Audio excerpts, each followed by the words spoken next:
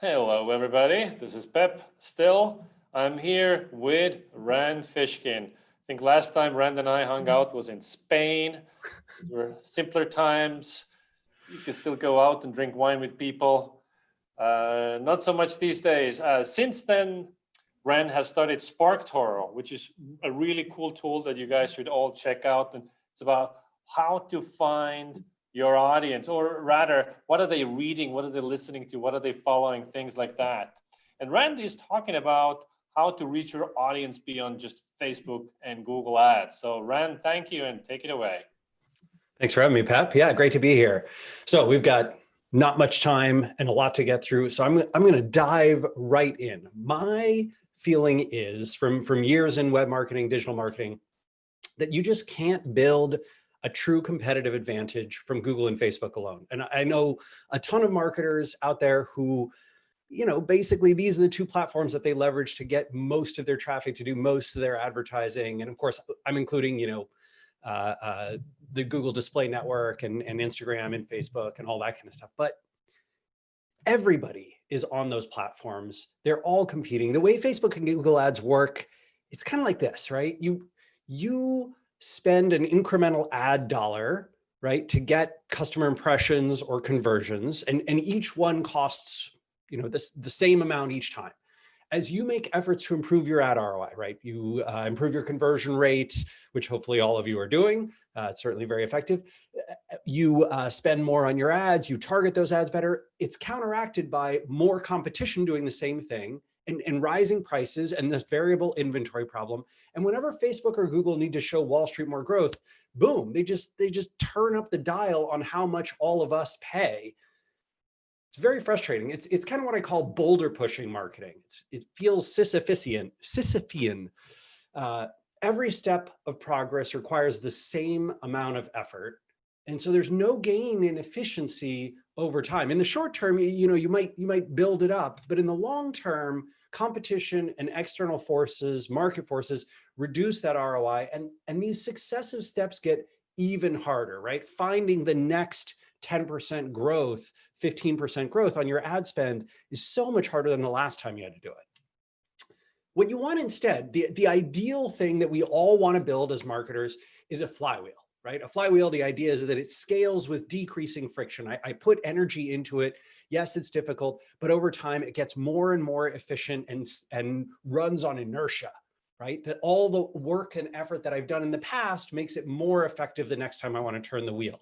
So the idea is fundamentally I do a marketing thing, whatever that is, right? Maybe I publish a blog post or guest on a podcast or something. And then I boost that thing's reach, right? I amplify that podcast that I was on, and I earn more shares. I put my post out there, and hopefully I grow my audience. People who listen to the podcast I was on will come and check out SparkToro. They'll put in their email address to sign up, and now they're on our email mailing list, and so we can reach them in the future and do other kinds of targeting, right?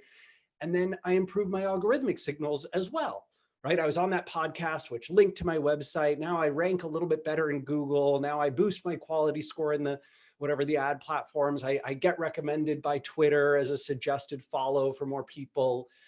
And I get higher ROI next time I do that similar marketing thing, right? So I'm building this competitive advantage over time. It'll be very difficult for someone new to come in after several years of me building up my flywheel because they're starting from scratch.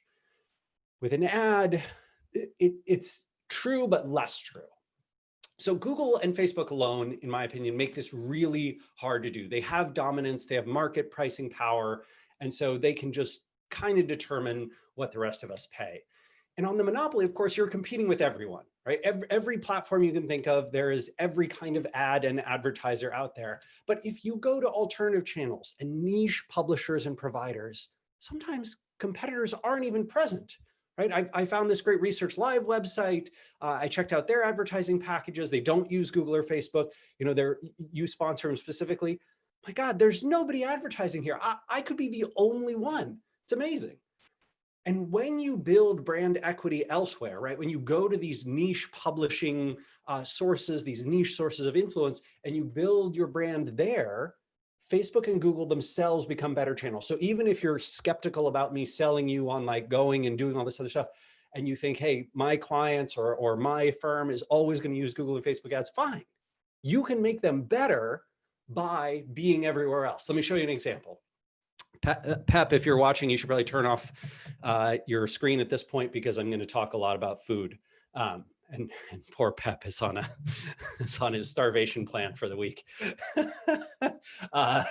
So I am obsessed with pasta. Obsessed. I don't know if you follow me on Twitter, but if you do, you can see, you know, occasionally I have all these pasta recipes. So one of the things I visited Liguria and Genoa with some friends a couple of years ago, and you know, I want to make the best pesto I possibly can.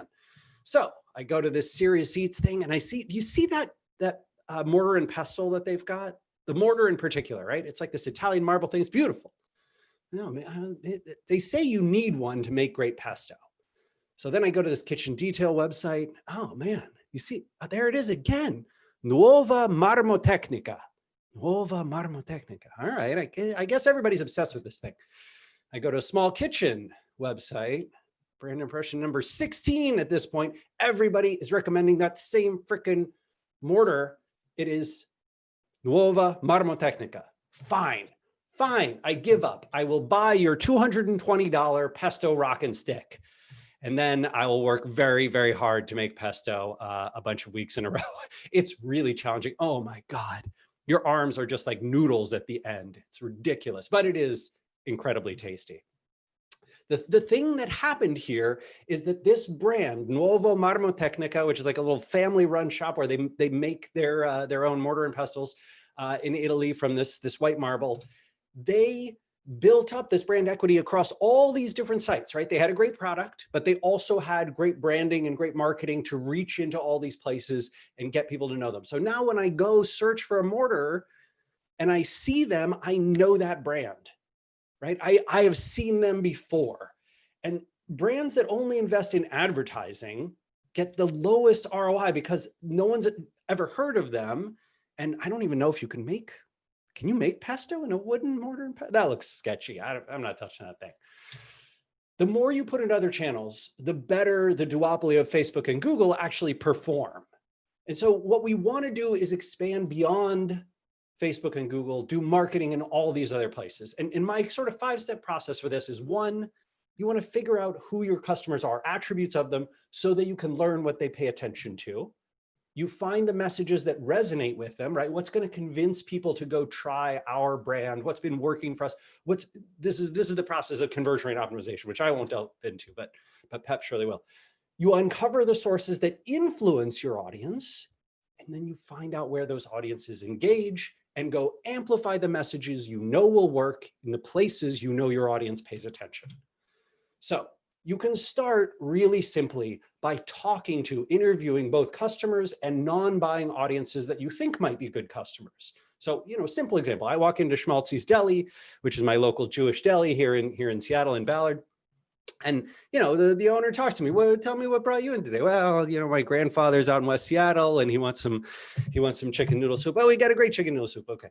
What did you try before? What did you like? Anything you didn't? What can we do in terms of delivery, ordering, whatever? You just have these conversations, right? And you get a sense for your customers one-on-one. I also recommend adding on to this some feedback at scale with surveys. You can do this whether you're B2C or B2B.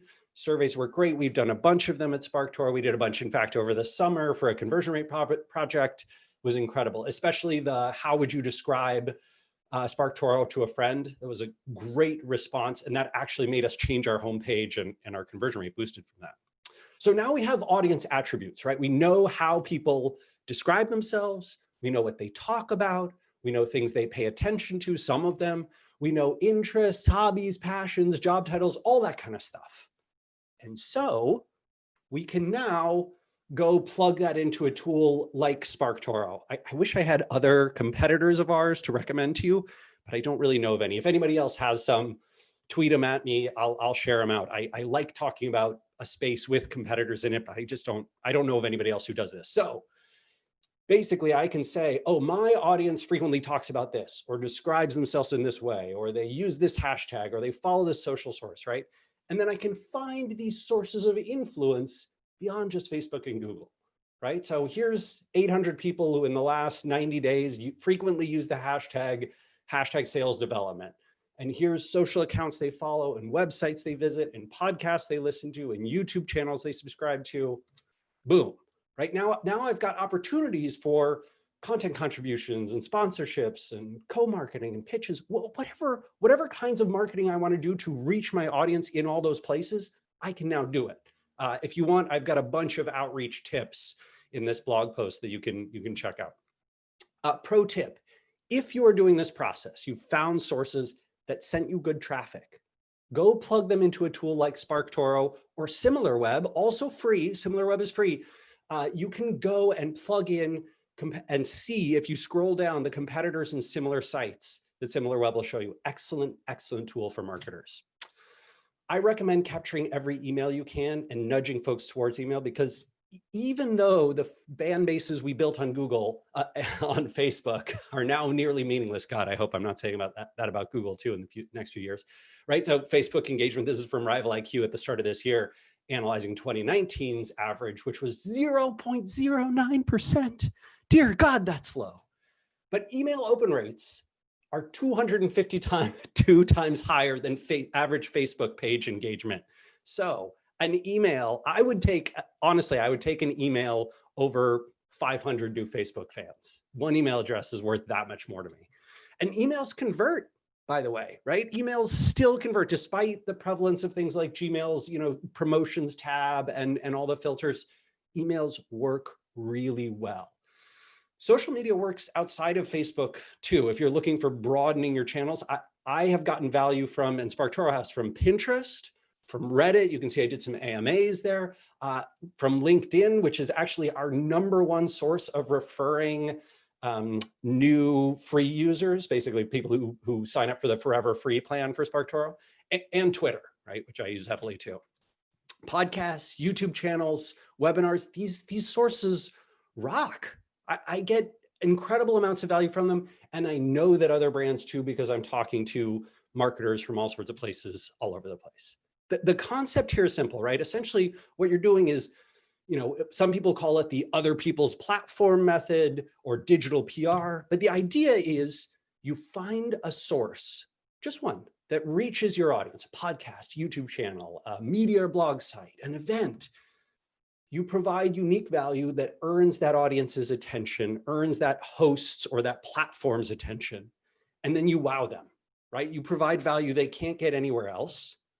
You bring them to your site using hopefully a non-promotional call to action. Those tend to work best, right? If I push you and I'm like, go pay for SparkToro, that is not particularly effective. But if I say, hey, we have a forever free account, or you can try this free tool, or you can whatever, get the slides there, or some kind of message like that, that tends to work much better.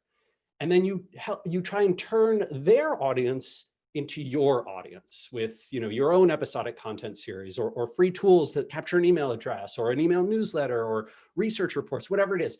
And then you repeat this process. This can be incredibly effective and help you break out of the duopoly. All right, thanks so much. You can try SparkToro for free, and Pep will make sure the slides and links are available soon. Thanks so much. I'm going to stop my share. Thank you, Rand. Question. So let's say I identify all these sites where my customers hang out. So do I now try to pitch myself then to do a guest post for them, be on their podcast, and surely others are also doing the same, especially in your example. They were like, in the sales example, Sales Loft and all these tools. These are actually not very niche, they're big. So yeah, they probably get 100 pitches a day. So what do you do? What would you recommend? Yeah, so 2 things about that. First off, I agree with you. The big sources in an industry, right? SparkToro will show you the ones that are most followed by that audience first. So my recommendation would be scroll down, right? Like scroll down, you'll find the niche players. Things I highly recommend is don't ask for the same thing everybody else is asking for. If everybody is asking for, whatever it is, a guest post. Don't ask for that. Do something else. Be more creative. That could be, hey, do you want to be a guest on my show? Could I contribute this other thing? Hey, we made a graphic. Hey, we've got this research that we'd love to share. Hey, we'd love to chat with you on social. I also strongly recommend that you don't cold outreach. Don't cold send an email.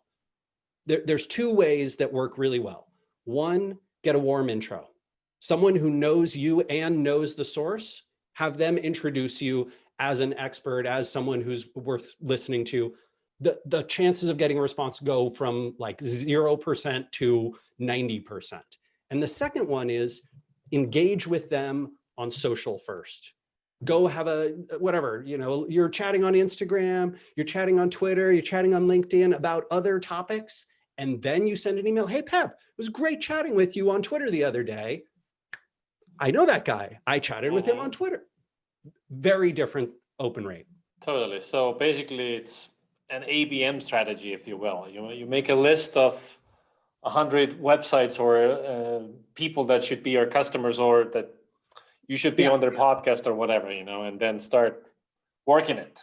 Yeah, that's exactly right. And you're trying to find creative, unique ways to add value, to build a relationship, to form connections, and to over time be useful to that person. I have an email in my inbox right now from a TV channel down in Atlanta that asked me to do some outreach stuff, mostly because I started chatting with them, I think on LinkedIn, actually. One of their producers and I were chatting about politics and the Black Lives Matter movement. And it ended up being a great connection. And now I'm doing a segment for them. Like, it's that kind of thing.